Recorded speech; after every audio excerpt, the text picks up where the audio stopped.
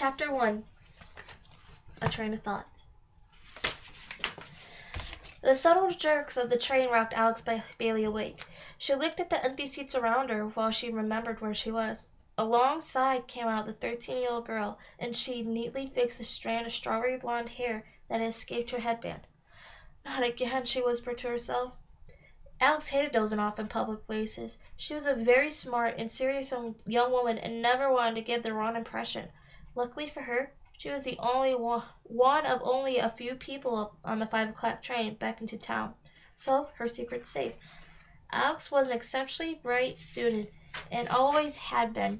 In fact, she was so advanced, she was part of an honors program that allowed her to take an additional class at the community college in the next town. Since she was too young to drive and her mother worked the majority of the day at the children's hospital, every Thursday after school Alex would ride her bike to the train station and travel the short distance into the next town for her classes. It was a questionable trip for a young girl to make by herself, and her mother had reservations at first, but she knew Alex could handle it. This short journey was nothing compared to things Alex had handled in the past. Alex loved being a part of the honors program. For the first time, she was able to learn about art and history and other languages in an environment where everyone wanted to be there. When her professors asked questions, Alex was one of many people to raise her hand with the answer.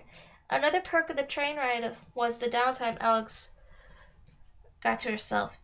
She would gaze out of the window and let her thoughts wander while the train traveled. It was the most relaxing part of her day. Many times she found herself drifting off to sleep, but only on rare occasions like today she would accidentally drift off completely. Normally she would wake feeling embarrassment, but this time Alex's embarrassment was laced with annoyance. She had been having a disheartening dream, a dream she had many times in the last year. She dreamed she was running barefoot in a beautiful forest with her twin brother Connor. "I'll race you to the cottage," Connor said with a huge smile. He shared his sister's looks, but thanks to a recent growth spurt, was now a few inches taller than her. "You're on," Alex said with a laugh, and the race began. They chased each other through the trees over grassy fields without a care in the world. There were no trolls or wolves or evil queens for them to worry about, because wherever Alex and Connor were, they knew they were safe. Eventually, a small cottage came into view. The twins bolted toward it, pulling all their energy into one final sprint. "I win," Alex declared when both of her open palms touched the front door a millisecond before her brother's. "Not fair," Connor said. "My feet are flatter than yours." Alex giggled and tried to open the door, but it was locked. She knocked, but no one answered. "That's funny," Alex said. "Grandma knew we were coming to visit. I wonder why she locked the door." She and her brother peered into the window. They could see their grandmother inside, sitting in a rocking chair near the fireplace. She seemed sad and slowly rocked back and forth. "Grandma, we're here," Alex said and cheerfully tapped on the window. "Open the door." Her grandmother didn't move. "Grandma," Alex said, tapping the window harder. "Grandma, it's us. We want to visit you." Her grandmother raised her head slightly and looked up at them through the window, but remained seated. "Let us in," Alex said, tapping the glass even harder. Connor shook his head. "It's no use, Alex. We can't go in." He turned away and headed back to the direction they came from. "Connor, don't walk away," Alex said. "Why bother?" he said, looking back at her. "Clearly she doesn't want us in there." Alex began banging the window as hard as possible without breaking it. "Grandma, please let us in. We want to come inside. Please."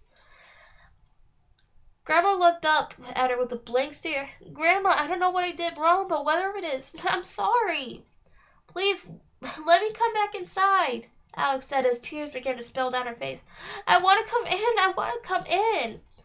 Grandma's plain expression turned to a frown, and she shook her head. Alex realized she wasn't going to be let in, and every time she came to realization in the dream, she would wake up. It might not have been a pleasant dream, but it felt so good to be back in the forest, to see her grandmother's face again. It was obvious to her what the dream represented. It had been since the first time she had dreamed it. However, Alex felt something different when she woke up this time. She couldn't help but feel as if someone had been watching her while she was sleeping. When she had first awoken, although she hadn't paid much attention to it at first, she could have sworn that she saw her grandmother sitting across from her on the train. Was this actual sighting or just her imagination getting the best of her? Alex couldn't deny the possibility, and that had been real. Her grandmother was capable of so many things. It had been over a year since Alex and Connor Bailey had discovered their family's biggest secret.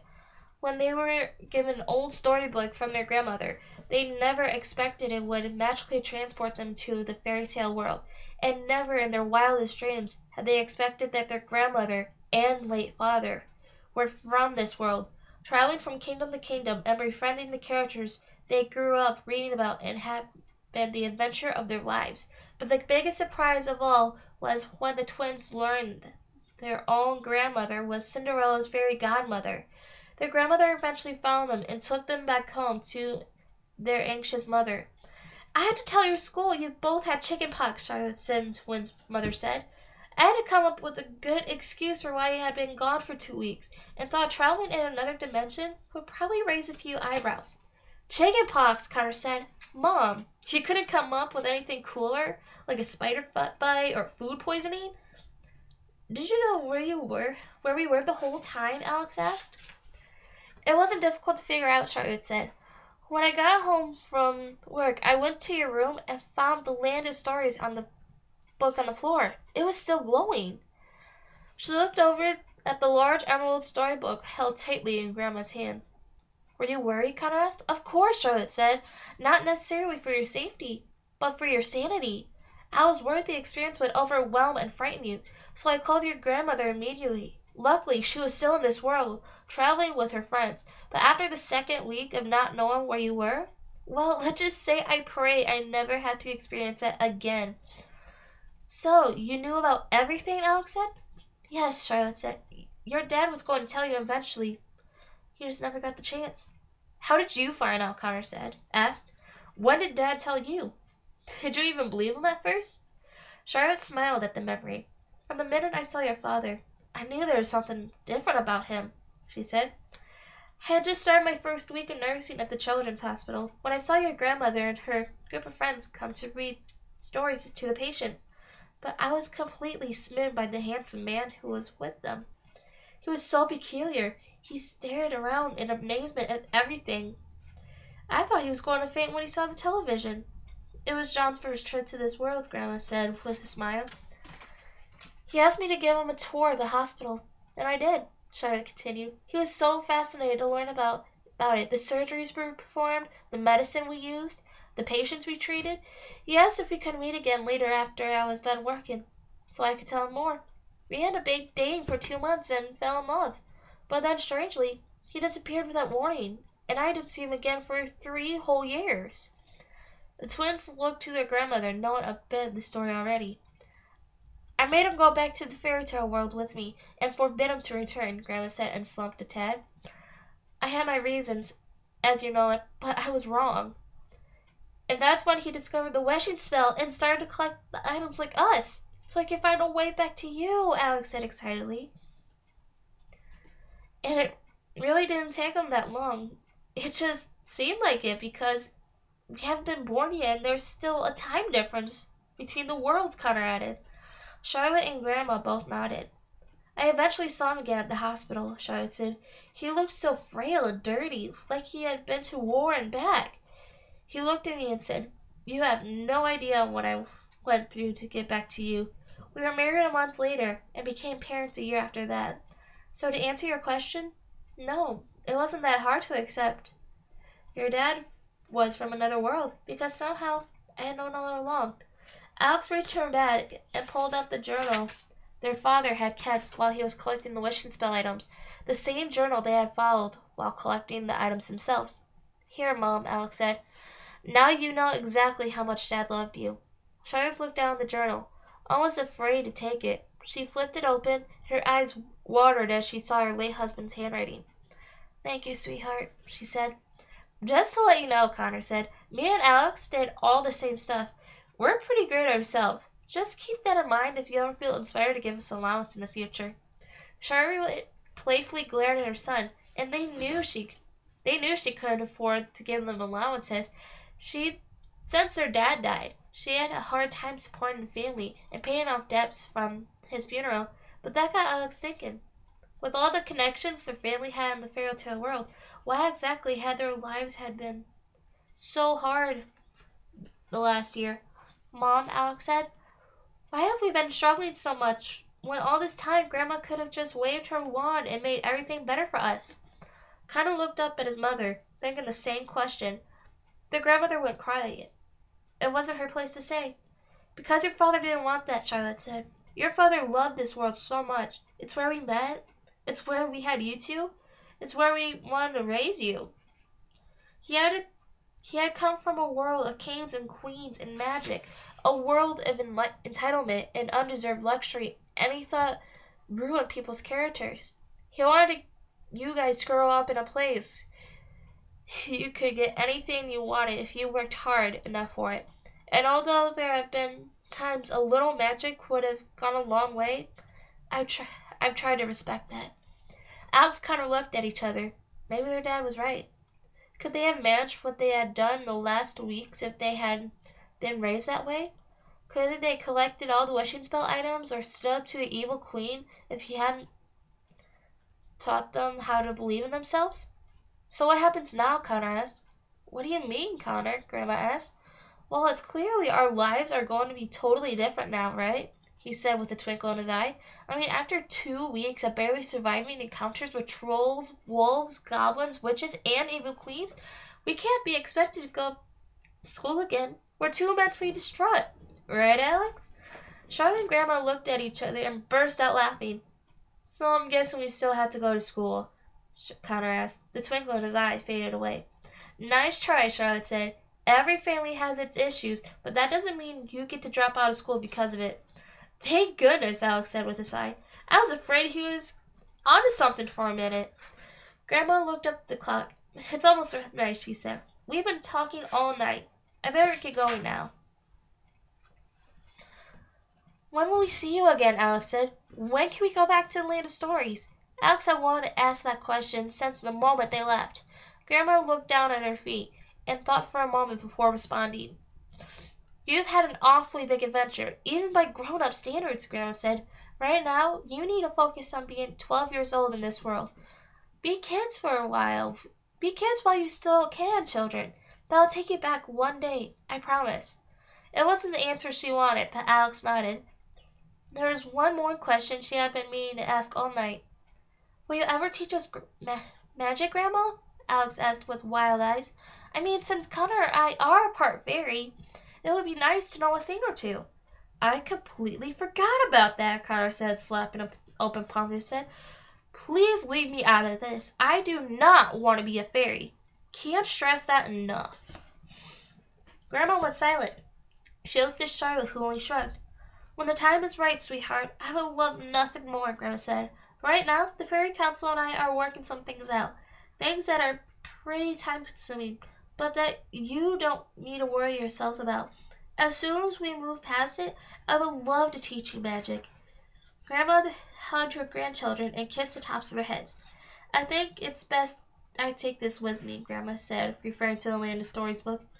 We don't want history repeating itself.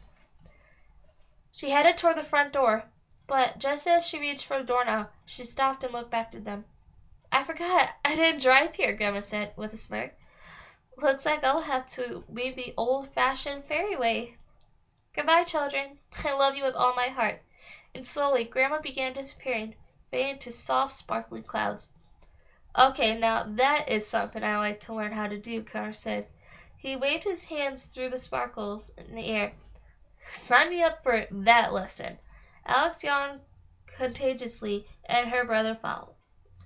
You kids must be exhausted, Charlotte said. Why don't you go to bed? I'm taking tomorrow off so I can be with you guys, in case you have any more questions, and because I've just missed you. In that case, I've got an important question, Connor asked. What's for breakfast? I'm starving. Alex's train finally reached the station. She retrieved her bike from the bike rack and pedaled home, still thinking about her grandmother. Alex had expected to live a dual-worldly life. After discovering the fairy tale world, she imagined spending summers and holidays with her brother in the fairy kingdom or Cinderella's palace with her grandmother. She imagined a brand new life of magic and adventure would begin immediately. Sadly, Alex's expectations weren't met. More than a year had gone by since the night their grandmother disappeared. They hadn't received a single letter or a phone call explaining why she had been gone. She missed every holiday and their birthday, days she never missed. And to make matters worse, the twins hadn't been back to the Land of Stories either. The twins couldn't help but be angry with their grandmother. How could she just disappear and never make contact again? How could she take them to a place they had been dreaming about since they were kids, and then never let them return?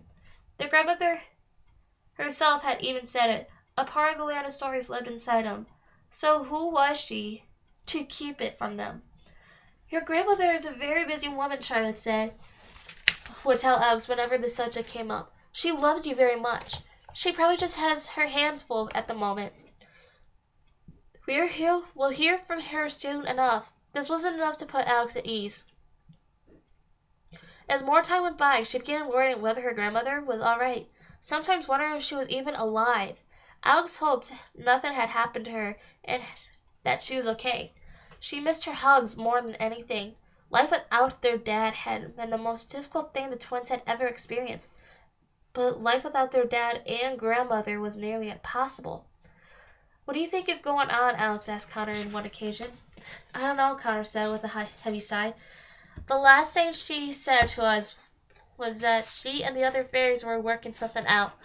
Maybe it's just taking longer than they expected.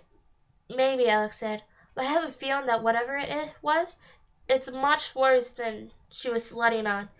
What else would be keeping her away from us for so long? Connor just shrugged. I don't think Grandma would ever intentionally avoid us or exclude us from anything, he said. I'm just worried about her, Alex said. Alex, Connor said with a raised eyebrow, the woman is magic and has lived for hundreds of years. What is there to worry about? Alex sighed. I suppose you're right. She better have a great excuse next time we see her. Unfortunately, next time didn't seem like it was happening anytime soon. It was unsurprising that the situation had started affecting her dreams, but more than that, Alex was depressed. Ever since she had returned from the Land of Stories, she felt like a part of her was missing. The magical dimension had filled the emptiness she felt after losing her dad, and the emptiness grew every day she couldn't go back. The weekly trips to the college were always a major trigger for feeling this way. College was a place that represented the future, and even though Alex was years away from actually going to college, she didn't like playing any future that didn't involve the Land of Stories. How could she live a normal life when she had proved that she was not normal? Alex fantasized about moving to the Land of Stories one day. Could her grandmother teach her enough magic for Alex to become an actual official fairy? Could Alex become a member of the Fairy Council, or better yet, the Happily Ever After Assembly? Alex tried doing magic on her own, but it never worked. The only time she had done something magical was when she accidentally set off her grandmother's storybook that transported her and Connor to the Land of Stories. But since it was her grandmother's book, she wondered if she was capable of doing anything alone. Sometimes when Alex was feeling particularly desperate, she would go into the school library and find a random fairy tale treasury. She would hold it against her chest and think of how much she wanted to see the fairy tale world, just like she did the night of her 12th birthday. But it never did anything but attract unwanted attention from other students. Why is she hugging a book? A popular said to her newly packed on one occasion. Maybe she's taking it to homecoming, another girl said, and they all laughed at Alex's expense. Alex was tempted to yell, Hey, my grandmother is Cinderella's fairy godmother, and as soon as she is teaching me magic, I'm going to turn you to lip gloss you wear too much of. But she kept these thoughts to herself. As Alex rode her bike to the rest of the way home, the train station, she closed her eyes for a minute and pretended she was riding along Thumbelina Stream in the fairy kingdom. A herd of unicorns was on her left, and a hovering flock of fairies was on her right. She was meeting her grandmother for a magic lesson on how to transform Rag into a beautiful ball gown. Paradise, she thought to herself. Alex opened her eyes a second before crashing hard into a set of trash cans. Thankfully, the two only witnesses was a garden gnome across the street, but even it seemed to judge her. She got up and brushed herself off, deciding to walk her bike the rest of the way home. It had been a brutal reality check. The Baileys still lived in the same rental house with a flat roof and few windows. But things were looking up for them. Their mother had finally caught up on a lot of financial troubles and wasn't working nearly as much as she used to. However, something else had been occupying Charlotte Bailey times recently, and it wasn't nursing. Alex parked her bike on the porch. The front door flew open just as Alex was about to walk through it. Connor was standing on the other side. He seemed upset and very concerned about something. "What's your problem?" Alex asked. "Sorry, I thought you were Mom," Connor said. "Do you need her for something?" Alex said. "No," Connor said. "Mom is just usually home by 6 o'clock every night." "It's like 6 o'clock right now," Alex said, looking at him like he was a crazy person. "It's 6:15, Alex," Connor said, raising his eyebrow. "So? Well, where is she then? Do you see her? Is there a car parked in the driveway?" Connor asked. "Maybe there's traffic," Alex said. "Or something else," he said, "like something keeping her at work." "Is there a point to all this?" Alex said, becoming annoyed. "I need to show you something," Connor finally admitted. "But let me warn you, you aren't going to like it." Okay," Alex said and followed her brother in. A series of barks and whimpers came from inside the house as Alex stepped through the front door. "Buster! Down, boy! It's just Alex!" Connor shouted. "Why does this stupid dog act like everyone who comes outside this house is carrying an explosive? We live here too." "Are you going to tell me what's going on, Connor?" Alex asked, running out of patience. "I'll show you. It's in the kitchen," he said. "There's been a development." Alright, that is the end of the reading. I hope you enjoyed. Don't forget to subscribe if you want to hear more readings in the future of The Land of Stories or more books to come in the future. Also, comment me any recommendations you want me to read later on, because I would love to read those in the future. And I hope you enjoyed the reading.